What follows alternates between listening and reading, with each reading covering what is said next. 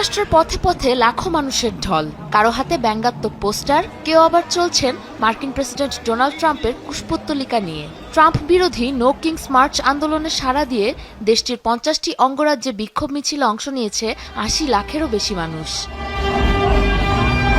একদিকে ইরানের সাথে চলমান যুদ্ধ, অন্যদিকে কঠোর অভিবাসন নীতি, সরকারি খরচ কমানোর অজুহাতে গণছাঁটাইয়ে চরম বিপর্যয় নেমেছে মার্কিনীদের জীবনযাত্রায়। ট্রাম্পের আরোপিত বেশ কিছু বিতর্কিত নীতির জাতাকলে পিষ্ট হয়ে ক্ষোভে ফেটে পড়েছে মানুষগুলো।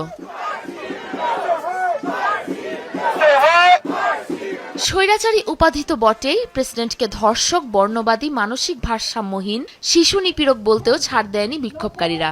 ট্রাম্পকে যুক্তরাষ্ট্রের ইতিহাসের সবচেয়ে জঘন্য ও নিকৃষ্ট প্রেসিডেন্ট আখ্যা দিয়েছে আন্দোলনকারীরা। জনসাধারণের সুযোগ সুবিধা কেড়ে নিয়ে নিজেকে আরও ধনী করে তুলছেন ট্রাম্প। নিজের ঘনিষ্ঠ ধনকুবেরদেরকে কর ছাড় দিতে সাধারণ মানুষের স্বাস্থ্যসেবা কেড়ে নিচ্ছেন। গ্যাসের দাম বেড়ে গেছে, সামান্য খাবার কিনে খেতেও পারছে না মানুষ। যুক্তরাষ্ট্রের ইতিহাসের সবচেয়ে অযোগ্য ও নিকৃষ্ট প্রেসিডেন্ট ট্রাম্প। তার স্বৈরাচারী পদক্ষেপগুলোর কারণে দীর্ঘকালীন এক ভোগান্তিতে পড়তে যাচ্ছে যুক্তরাষ্ট্র।